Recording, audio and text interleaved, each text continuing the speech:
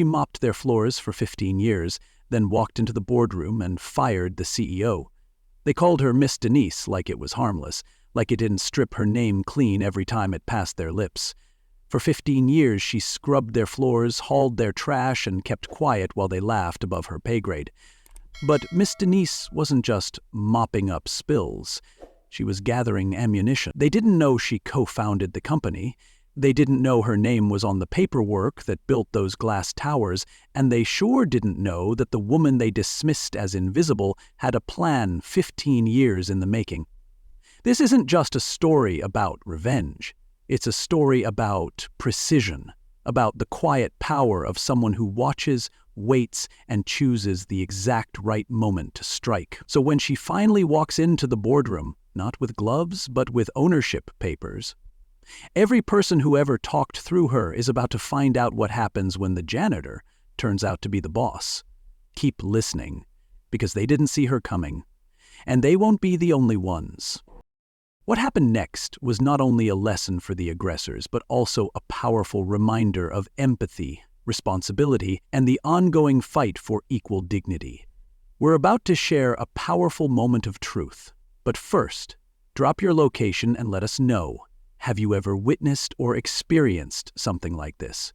Don't forget to hit that subscribe button, because tomorrow we have another incredible story, and there are many surprises waiting for you in the next parts. Every morning at 5:45, long before the coffee machines hissed awake and the sales bros started hollering about crushing Q2, Denise was already pushing her cart down the corridors of Creswell Holdings. Her gray uniform, faded at the seams, moved like a shadow past frosted glass and locked offices. She didn't make noise. She didn't make conversation. And yet, somehow, she knew more about that building than the people who ran it. She knew who left lipstick on their mugs and who lied about late nights working in Conference Room B. She'd heard things. Deep things.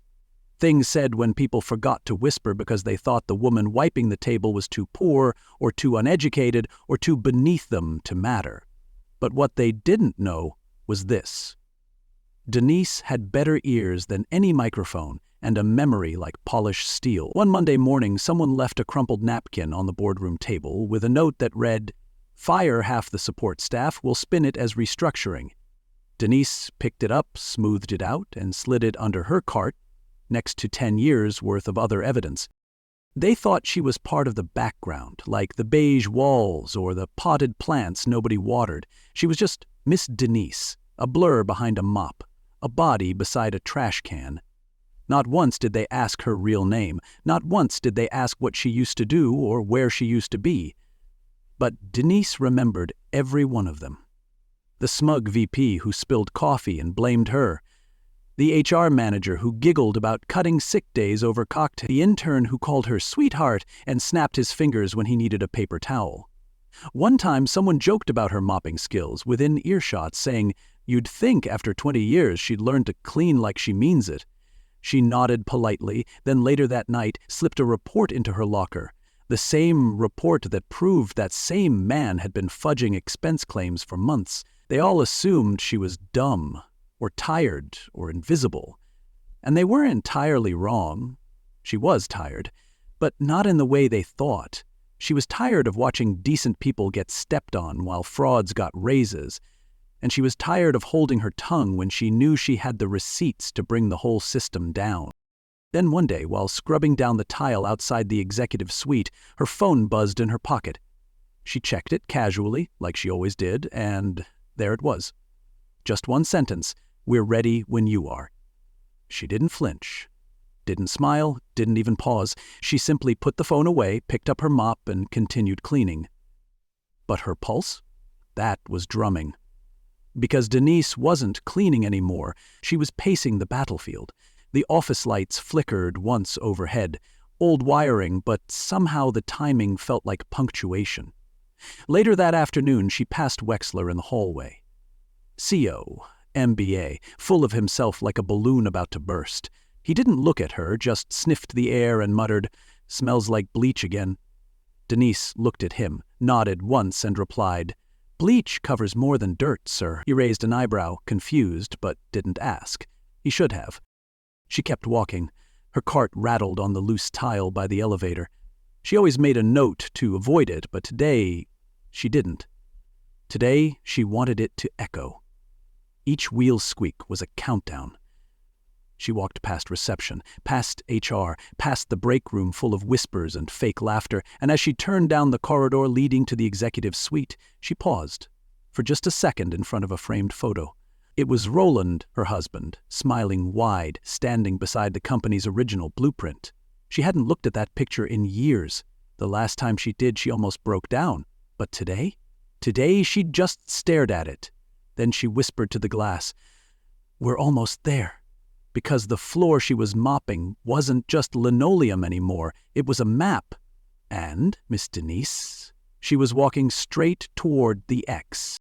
Before there was a mop, before there was Miss Denise, before she became part of the invisible rhythm of the building, there was Denise Jenkins, partner, strategist, builder. She and Roland had started it all at a chipped kitchen table in Columbus, Georgia. He had the muscle, the drive, the road warrior heart that could map a freight lane in his sleep. She had the head for numbers, a mind sharp enough to split legal hairs and structure contracts on cocktail napkins. They didn't have much, just a used fax machine that jammed more than it worked, 2 flip phones, and a coffee maker that had to be shaken before it brewed. But they had grit. They'd built the company like people lay brick, sweat, vision, and grit. At night, while Roland ran the highways, Denise combed through freight data and drafted paperwork with one hand while feeding their daughter with the other, and one day, after weeks of running numbers, she looked up from the ledger and said, "You need a partner who doesn't need the spotlight." He laughed and said, "That's why I married you." What he didn't know was that just 2 months later, she would be the one signing the check that paid for their first warehouse lease. And what she didn't know was that a decade later, she'd be cleaning bathrooms in the building her check helped buy. When Roland died in 2004, everything blurred. A late-night delivery, a jackknifed trailer, one driver too tired to react. Denise got the call just after midnight. The shock didn't hit her until the funeral, when Curtis Banning stood at the pulpit and gave a eulogy that didn't mention her name. Not once. Not even a passing word for the woman who helped Roland build the business from nothing. Denise sat in the front row, her hands clasped, her grief quiet and compact like a suitcase she refused to open in public. But the second betrayal came fast. Just 3 weeks after the funeral, Curtis filed to remove Roland's name from all operational control and conveniently left Denise out of every internal meeting, every financial document, every decision. It wasn't a fight, it was an erasure. Curtis erased her like whiteout, quick, quiet, and cold. She tried to confront him once, just once. She walked into the office she used to help design and asked about the quarterly projections. He looked up from his desk, blinked twice, and said, "You don't work here." And that was that.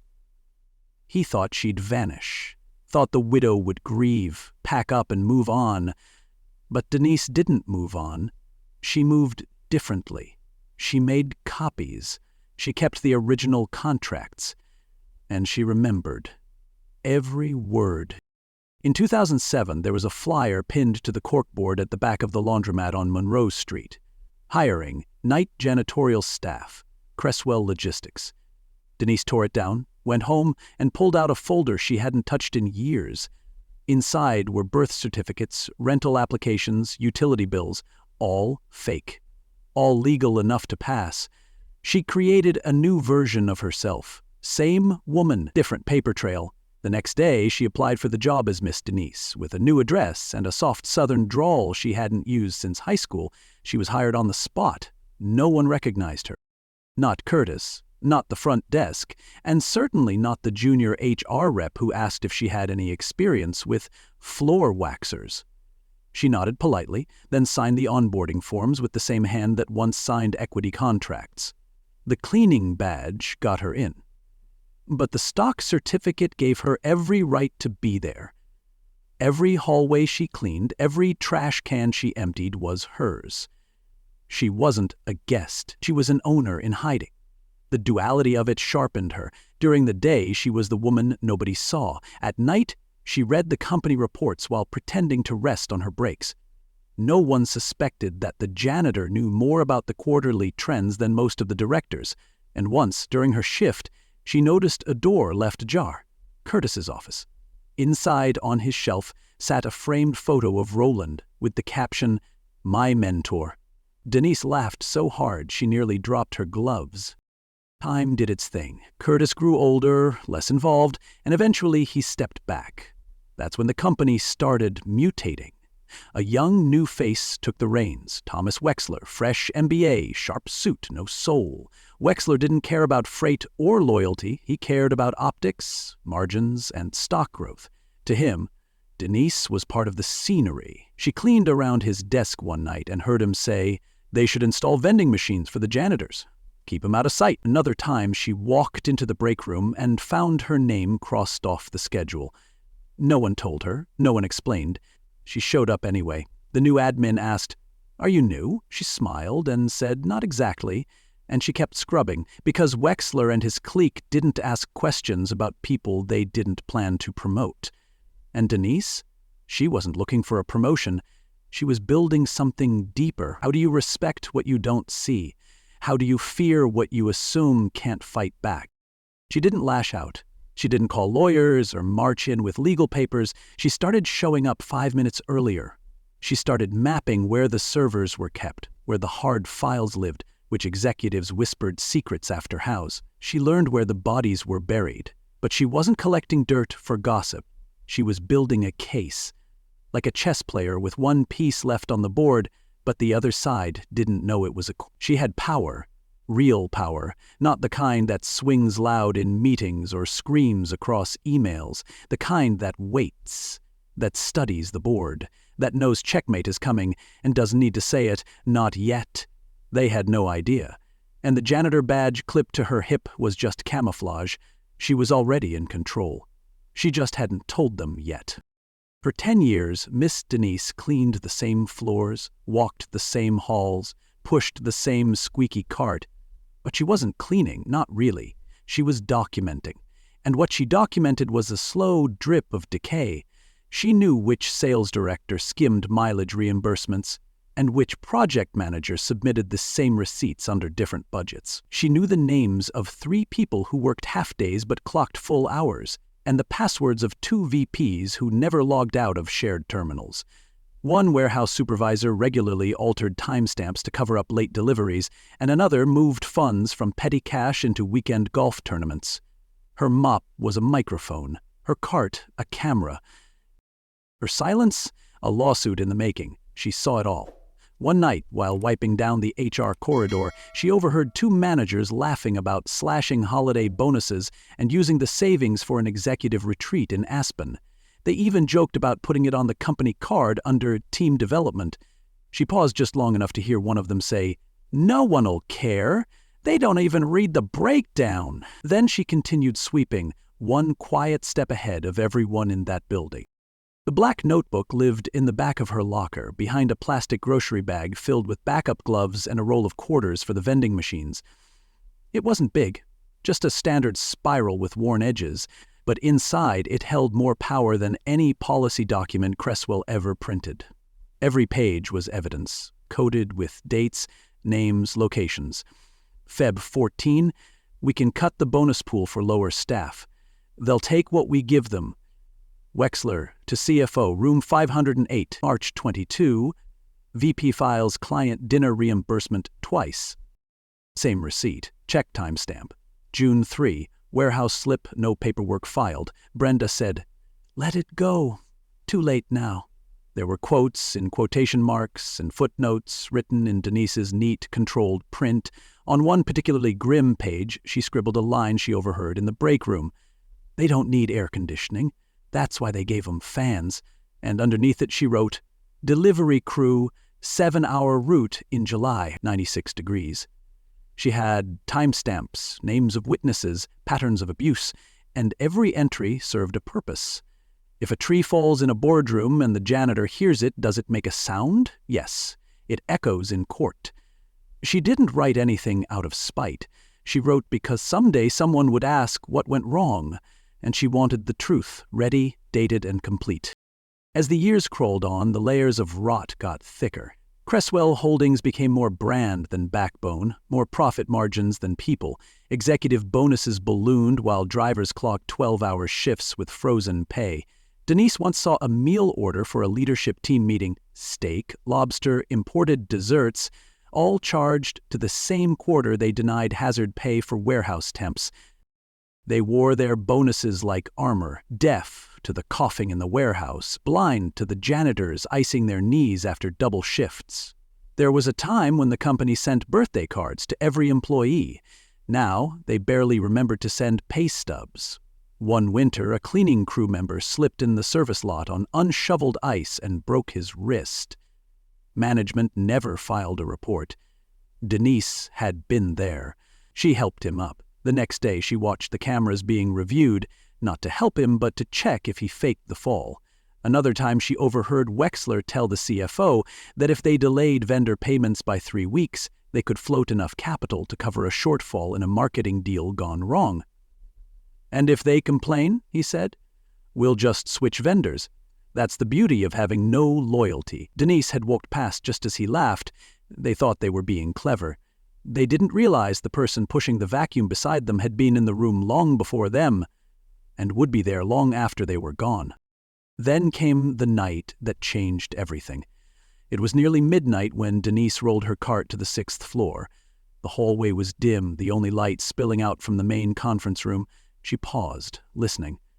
Inside, Wexler was holding court, loud and smug as ever. "So I told him," he said between laughs, "if he doesn't like his pay, he can clock out and drive for DoorDash. I've got 20 more resumes waiting." More laughter followed, the kind that sounded like people clapping for cruelty. Then Meredith chimed in. "Half these folks should be grateful we even let them in the building." The room erupted again. Denise didn't flinch. She didn't cry. She didn't curse. She simply turned away from the door and walked back to her cart, as calm as ever. But inside, something clicked. She had enough. Enough facts. Enough names, enough stories, enough reasons. That was the night she stopped preparing. That was the night she began. 2 days later, she met her attorney at a diner off the highway. He sat at the corner booth with a notepad and black coffee. She handed him a flash drive, no label, no explanation needed. "This is it?" he asked. Denise just nodded. She didn't smile. She didn't need to. Because when you hand a match to a man already standing in gasoline, you don't have to explain the fire that's coming. You just wait for him to light it. The slice of cake was barely recognizable. Mashed frosting, crumpled plate, and a plastic fork sticking out at a crooked angle, abandoned dead center in the hallway like some careless offering. Chocolate smeared across the carpet, just inches from the break room Denise had cleaned an hour earlier. It wasn't a mess. It was a message. A dare. And she knew exactly who had left it there. Wexler stood at the far end of the hallway, arms crossed, watching like a man inspecting a test he knew she'd fail. "You missed a spot," he said, smirking, nodding at the cake like he was doing her a favor by pointing it out. She didn't look up right away. Instead, she picked up the plate slowly, deliberately, holding it like it had weight beyond its sugar. He dropped that plate like people drop masks when they think they're safe. Like he believed, truly believed, that her silence made her small. "We've got a client presentation in 10, he added, mock serious. "Think you can get the floor presentable by then?" Denise stood, cake plate in hand, and looked him in the eye for just a beat too long. "Absolutely," she said, her voice calm, but inside her chest the fuse had caught. The air was shifting, and he didn't even feel it. The next morning, Denise walked into the janitor's locker room just as Cynthia sat down, face pale, hands shaking. Her eyes were red-rimmed, shoulders trembling, and when she spoke, it came out in a rush of broken words. Her teenage son had been in a car accident the night before. Some drunk driver, shattered femur, possible spinal damage. She had called HR at 6 a.m., asking for the day off. The response? "We don't have enough coverage, sorry." Not even a voice on the other end, just a message through the app. "He's in surgery right now," Cynthia whispered. And I'm stuck here vacuuming floors while my baby's in a hospital bed alone."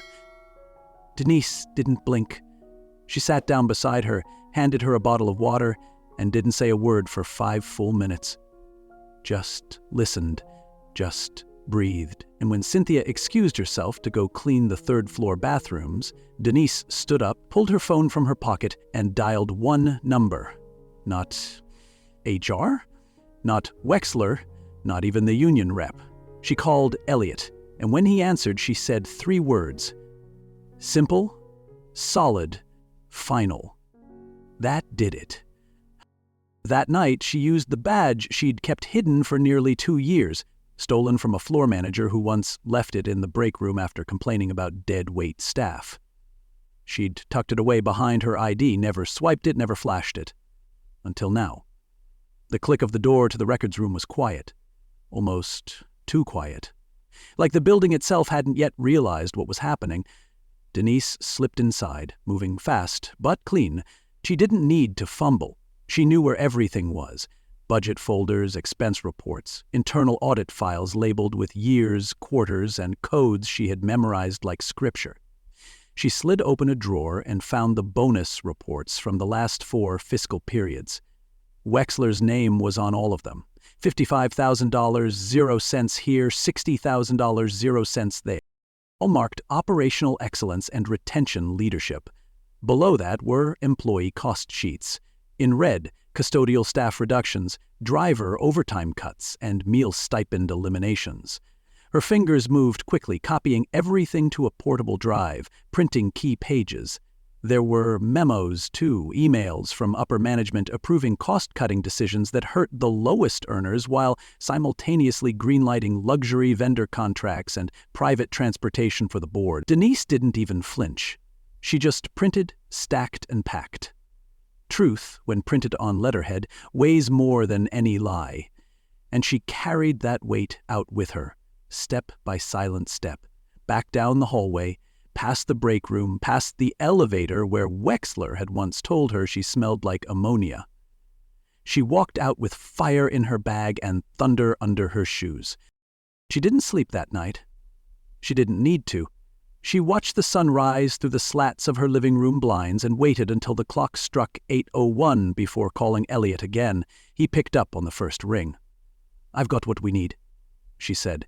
"You sure?" he asked, his voice even, calm. "It's time," she replied, and her voice didn't tremble, not because she wasn't scared. She was, but it was the kind of fear that turns into clarity when you've been holding it in for too long. After 15 years cleaning their messes, she was finally ready to clean house. The next 48 hours moved with surgical silence. Denise filed the legal trigger, an emergency shareholder meeting request under Section 4C of the original ownership agreement. She signed the petition as majority holder. Elliot handled the filings, submitted the evidence packet, and confirmed delivery to the board. She laid out her clothes, pressed navy blazer, soft gray slacks, and shoes that hadn't touched a mop in a decade. On Tuesday morning, she parked her car not in the staff lot, but up front, executive spaces. No one stopped her. She walked through the front entrance of Creswell Holdings and didn't glance at her old janitor's closet. Her ID badge clipped neatly to her jacket. Not the cleaning badge, the one she kept in a separate envelope, tied to the original deed. As she passed the receptionist, who didn't recognize her without the uniform, she nodded once. "Here for the shareholder review," and then she walked toward the boardroom, not as Miss Denise, not as the mop lady, but as the storm they never saw coming. The boardroom was already humming with smug voices when Denise walked in, 5 minutes past the hour. On purpose. Wexler was mid-sentence, gesturing toward a screen filled with quarterly projections no one was actually reading. Curtis Banning sat near the middle, flipping a pen between his fingers like he had done since the 90s, as if the spin of plastic could cover the erosion of his conscience. Meredith Chandler sat poised, legs crossed, tablet glowing, already bored, when the door opened and Denise stepped in. No uniform, no gloves, just navy fabric and steel in her spine. The room slowed without realizing it. "I'm sorry. Maintenance is scheduled after hours," Wexler said, without turning. "We're in the middle of something." Denise didn't blink. "I believe the shareholders were properly notified," she said calmly, sliding a folder onto the walnut table he'd once bragged was flown in from Seattle. Meredith looked up, brow furrowed. Curtis stopped spinning the pen. Wexler turned, annoyed. The silence that followed wasn't polite. It was dense. Like the room suddenly remembered it was being watched. Elliot walked in behind her, briefcase in hand, calm like always, but with a weight in his step that made even the air feel heavier. "Good morning," he said with a lawyer's lethal ease. "My name is Elliot Miles, representing Mrs. Denise Jenkins, majority shareholder of Cresswell Holdings." Wexler's face twitched. I'm sorry, what?" Curtis's mouth opened, then shut. The folder Denise placed down flipped open with practiced precision, revealing signed partnership agreements from 1998, updated LLC filings, and a notarized letter transferring full voting power to her after Roland's death. Meredith reached for the documents with shaking fingers. Curtis went pale. Wexler stepped back, knocking over his coffee. It dripped onto his notes unnoticed. This isn't possible," he muttered. But it was, because the table they used to exclude her now held her signature on every page. Their names were there too, stamped beneath decisions they didn't realize had been watched, timed, and now disassembled. Denise didn't raise her voice. She didn't need to. She stepped forward, met every eye in the room, and spoke with the clarity of someone who had lived through every lie they told themselves. "For 15 years, I cleaned the dirt off your desks while you piled it into this company's foundation. I watched you cut corners, cut benefits, and cut people like they were paper scraps. I was there when Curtis erased my name. I was there when Wexler joked about janitors needing vending machines. I was there when bonuses bloated while staff begged for working microwaves. I watched, I waited, and I remembered." Meredith looked like she wanted to disappear into her scarf. Curtis couldn't stop blinking. Wexler folded his arms, tried to laugh, failed. "This is dramatic," he said, voice rising. "We're talking about emotional reactions here. There's a process." Denise cut in. "You mistook silence for stupidity. You mistook respect for fear." "You mistook me." Elliot opened a second folder, sliding copies of emails, financial reports, and legal approvals across the table like playing cards. "We're not asking," Denise said, voice low, even. "We're invoking authority you never thought I had." The room was cold now, not in temperature but in energy. Wexler's confidence cracked like glass under pressure. "This is nonsense! I won't stand for it!" Denise turned to the board members one by one. "Then sit," she said. "I'm calling for a vote of no confidence in the current CEO. As majority shareholder, it's not a request, it's protocol." Silence. One hand went up. Then another. Meredith hesitated, then raised hers, eyes locked on the exit. Curtis didn't move, didn't vote, just stared at the paper in front of him like it had started burning. Elliot counted aloud, slow and deliberate. "Majority confirmed." Denise nodded once. "Effective immediately, Mr. Wexler's contract is terminated." The doors opened without a cue. Security entered. Calm, quiet, firm. Wexler looked at them, then around the room, waiting for someone to object. No one did. He grabbed his phone, slammed it on the table, then picked it back up, shaking. "You think this is over?" he barked, his face red. "You think you can just walk in here and take everything?" Denise met his eyes. "No," she said. "I already did." Curtis finally spoke, barely a whisper. "She already did!" Wexler scoffed, looking for backup that didn't exist, then shoved his chair back so hard it squealed against the polished floor. He stormed out, Meredith trailing behind like an afterthought, muttering about a meeting that didn't exist. The doors shut behind them like the final page of a long overdue chapter. Denise exhaled, slow, then looked around the table. The air was still. The silence, this time, was different. Not the kind they gave her for years, the kind they earned, the kind that follows truth when it hits so hard nobody has the words to deny it. Poetic justice had just arrived, not in flames, not in rage, but in a calm, clear voice backed by 15 years of silence. And that silence had finally spoken. Next morning, Denise didn't schedule a board meeting. She didn't summon executives or legal counsel.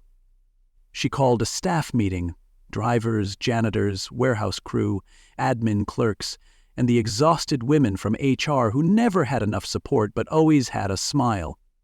No podium, no catered breakfast, just folding chairs in the main training room and a microphone she didn't bother turning on. She stood at the front in a gray blouse and flat shoes and spoke in the same even tone she used to say, "Excuse me," when moving her cart around suits.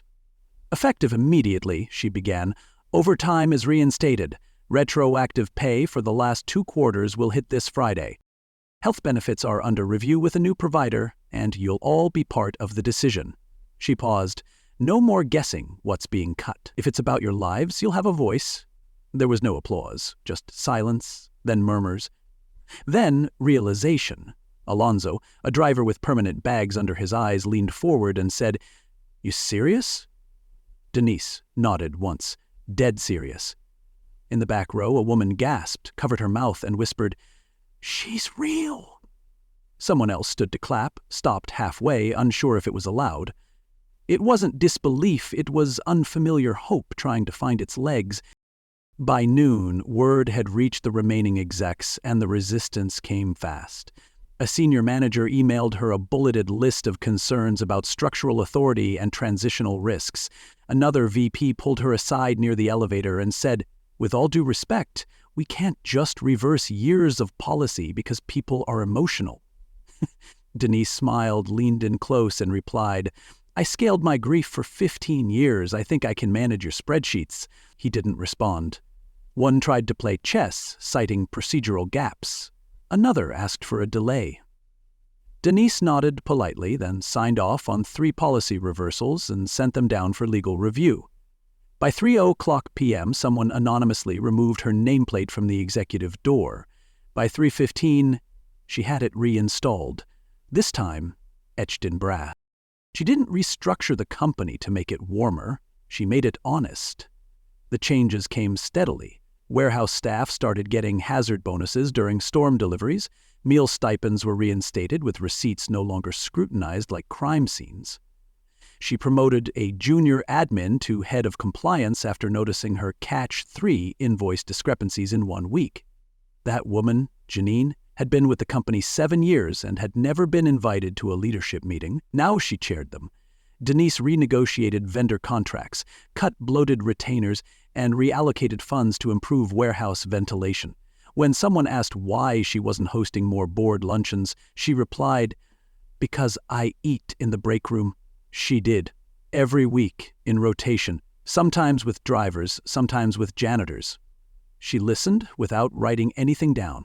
Not because she didn't care, but because she didn't need proof. She trusted what she heard. She didn't lower the bar, she raised the floor. And people who'd been walking on glass for years finally had room to breathe. One afternoon, as Denise returned to her office after a facility walkthrough, she found a note folded neatly on her desk.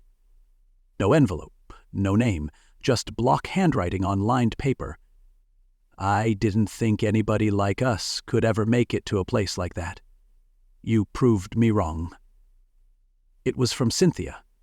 The same Cynthia who had once sobbed in the locker room, begging for a day off to see her son in surgery. Denise sat down and read the note 3 times, then folded it and slid it into her top drawer. That note wasn't flattery.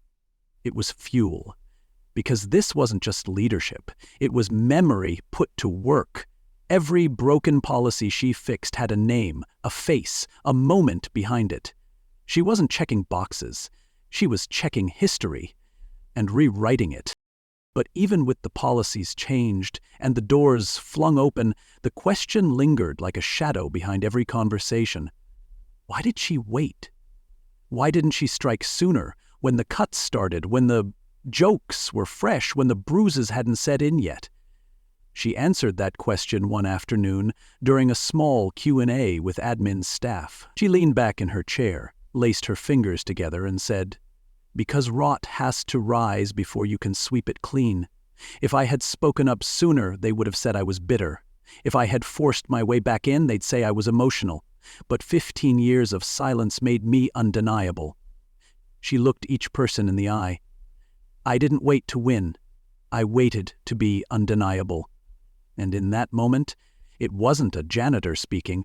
It was someone who had spent years losing, quietly, so that when the win came, no one could touch it. If you've ever been overlooked, underestimated, or unseen, this story was for you. Maybe you're the one they talk around in meetings. Maybe your name has never made it to the front of a memo. Maybe someone with less talent but more polish keeps getting the credit. Maybe your uniform makes people forget there's a mind behind it. But maybe, just maybe, you're the janitor with the keys, and maybe someone's watching right now, hoping for a Miss Denise of their own, hoping someone's keeping receipts. Hoping silence isn't surrender, it's preparation. Because power doesn't always show up in corner offices and clean shoes. Sometimes it pushes a mop cart and listens better than anyone in the building. And when that power finally speaks, when it finally takes its seat at the table, it doesn't scream, it doesn't beg. It simply says, "I'm ready." And the room goes quiet. So let them overlook you. Let them talk down. Because when the time comes, they won't just hear your voice. They'll hear every second you held it in. And remember, just because someone is quiet doesn't mean they're not in control. Leave a comment below to let us know where you are watching from, and if you like fascinating stories like this, don't forget to hit that subscribe button, because tomorrow we have another incredible story, and there are many surprises waiting for you in the next parts.